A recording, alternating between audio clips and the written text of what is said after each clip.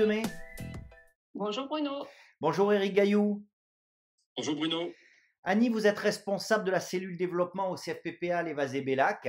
Éric, quant à vous, vous êtes responsable de la filière aménagement paysager au CFPPA Lévazé-Bellac. Avec vous, on va parler formation, on va parler métier, on va parler apprentissage dans le secteur de l'aménagement paysager. Annie, ces métiers de l'aménagement paysager, ces formations mènent, je dirais, quasiment systématiquement vers l'emploi.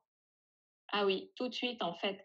Les entreprises ont un gros besoin de main-d'œuvre, d'emploi et recrutent fortement dans le secteur d'activité, que ce soit au niveau national ou localement. Et en fait, elles ont vraiment besoin d'emploi à tel point que les entreprises et les collectivités viennent chercher les stagiaires chez nous pour les employer, hein. Ils ont besoin surtout de main-d'œuvre qualifiée et donc des personnes qui ont suivi une formation en aménagement paysager.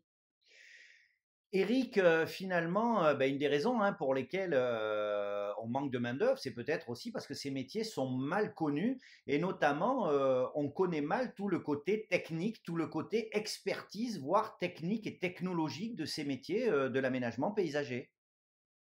Exact, Bruno. Ce sont des métiers qui ont énormément évolué ces dernières années et qui demandent des compétences multiples et surtout une autonomie. Ce sont des métiers qui s'exercent à l'extérieur. On va toucher autant à la maçonnerie qu'à la connaissance du végétal, qu'à la domotique, puisque maintenant nous avons des robots de tonte. Donc, ce qui veut dire qu'on va avoir des activités qui font qu'au cours d'une journée, on va faire on va utiliser plusieurs compétences. Ce sont des métiers, on vient de le dire, qui font appel à différentes compétences, différentes technologies, différentes technicités. Néanmoins, ce sont des métiers qui, il en reste quelques-uns aujourd'hui, sont pleins de sens euh, puisque ce sont des métiers qui font appel à la relation humaine, ce sont des métiers qui participent à la protection de l'environnement et je dirais même plus largement que ça, au bien-être de tout le monde, puisque quand on aménage l'environnement, quand on protège l'environnement, eh bien on participe au mieux-être de tous.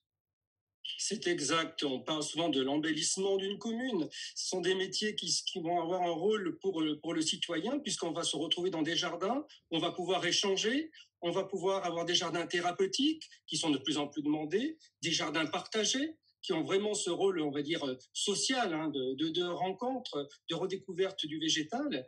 Et puis également, pour les particuliers, eh bien, c'est un jardin devenu jardin plaisir, puisque dès qu'il fait beau, on déjeune dans son jardin, on se retrouve avec les amis dans le jardin. Donc c'est vraiment quelque chose de très important et on se rend compte que ces jardins, au fur et à mesure des années, évoluent énormément et se rapprochent de plus en plus du lien au vivant, de la nature. Annie, on le disait, c'est un secteur qui est porteur d'emploi, qui est en tension. C'est un secteur aussi qui offre de véritables opportunités de carrière, tant en tant que salarié que chef d'entreprise. C'est important de dire que à la fois ces métiers évoluent et qui donc il faut accompagner les connaissances, la prise de connaissances des professionnels, mais aussi que le CFPPA d'Évasé participe à cette formation, je dirais, en cours de carrière, en cours d'emploi. Oui, en fait, c'est un secteur, c'est un métier qui évolue tout le temps, comme l'a dit Eric. Donc, au niveau de l'environnement, au niveau des nouvelles technologies. Donc, nous, le CFPPA, on accompagne les entreprises, les salariés, les collectivités à cette évolution. Donc, on propose des formations toute l'année sur que ce soit dans l'entreprise, dans les collectivités, au CFPPA, théorie pratique, des interventions de différents professionnels qui leur permet en fait de toujours s'adapter à ces évolutions-là dans tous les domaines. Annie, moi, vous m'avez convaincu, mais s'il y en a qui doivent encore être convaincus, comment on fait pour avoir des renseignements sur les différentes filières de formation dans l'aménagement paysager, que l'on soit d'ailleurs, on le disait, demandeur d'emploi, salarié en cours d'emploi ou chef d'entreprise, comment je fais?